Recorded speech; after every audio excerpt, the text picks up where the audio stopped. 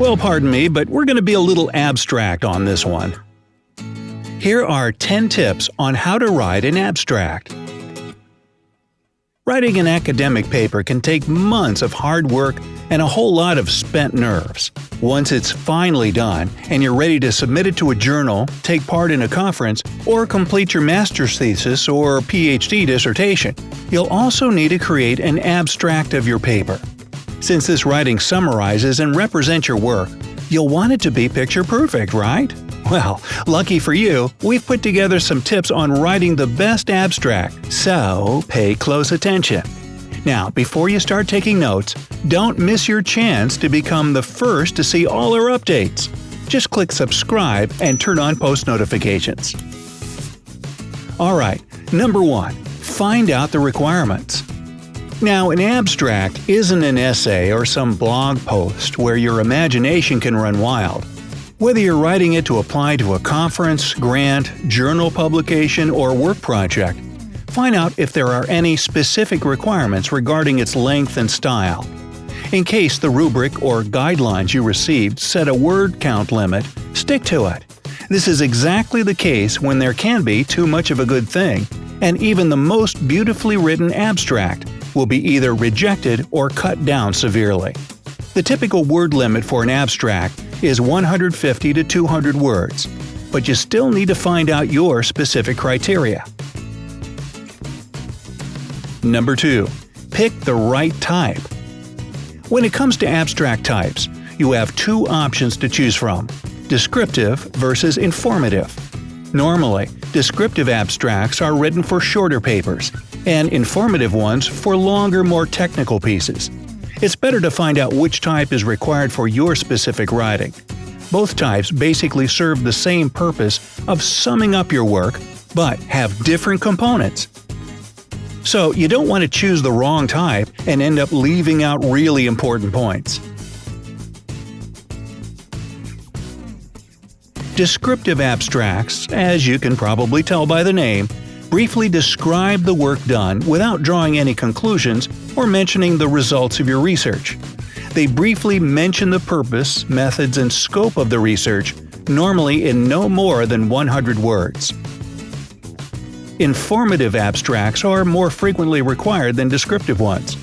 They go further than just describing your work. They talk about the results and conclusions you've reached in addition to all the components of a descriptive abstract: purpose, methods, and scope. So, it comes as no surprise that informative abstracts are usually longer than the other type.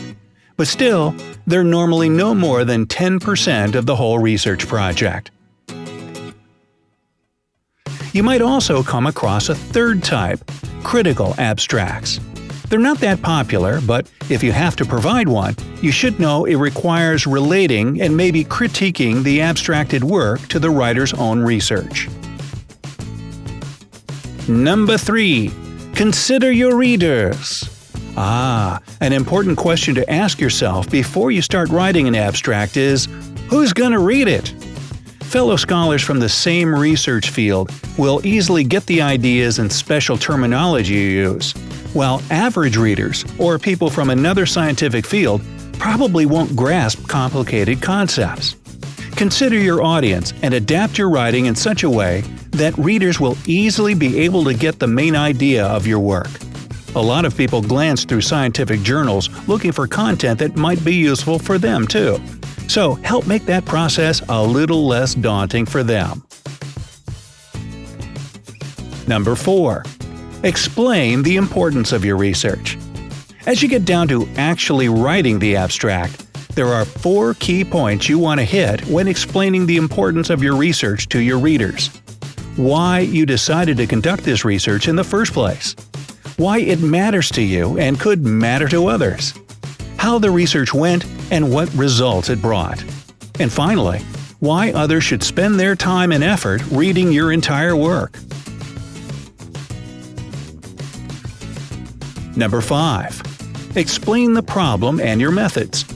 It's really important to define the scope of your research.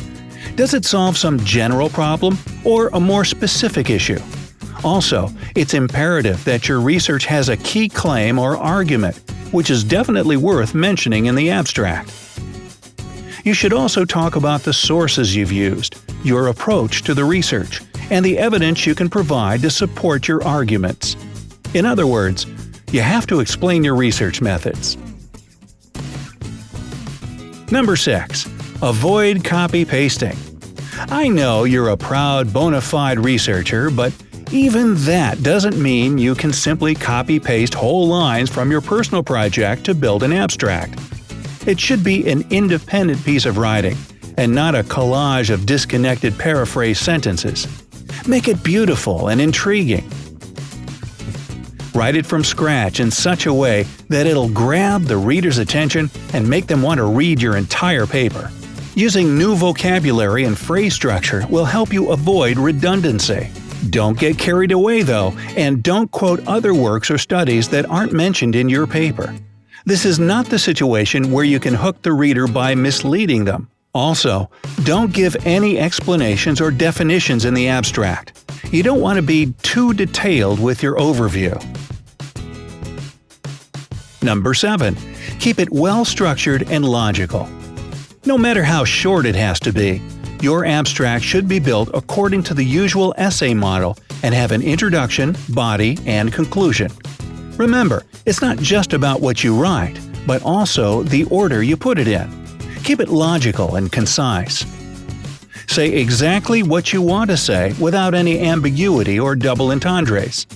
Don't use any acronyms or abbreviations. Your word count limit probably won't allow you to explain them anyway.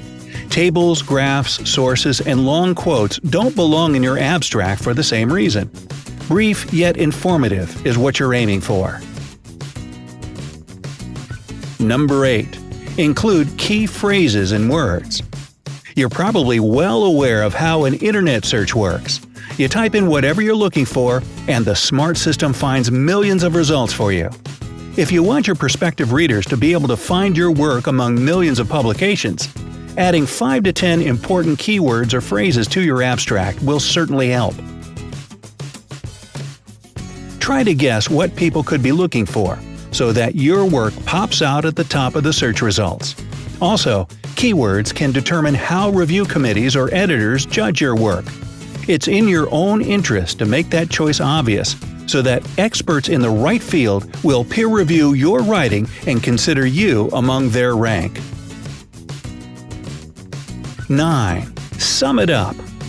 Depending on the type of your abstract, it either will or won't contain a description of your conclusions. An informative abstract should explain what answers the research helped you find, and if it supported your original argument. In any case, even if your abstract is descriptive, it does need summarizing. It should explain the general meaning and the importance of your research. Number 10. Editing and proofreading.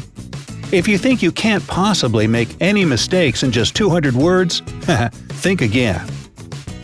Check your abstract several times for grammar and spelling, and don't forget to format it the right way. Another pair of eyes won't hurt either. We sometimes can't see our own mistakes while others can spot them a mile away. Also, ask your friend or whoever is proofreading for you to tell you if the writing makes sense to them or is too complicated or vague.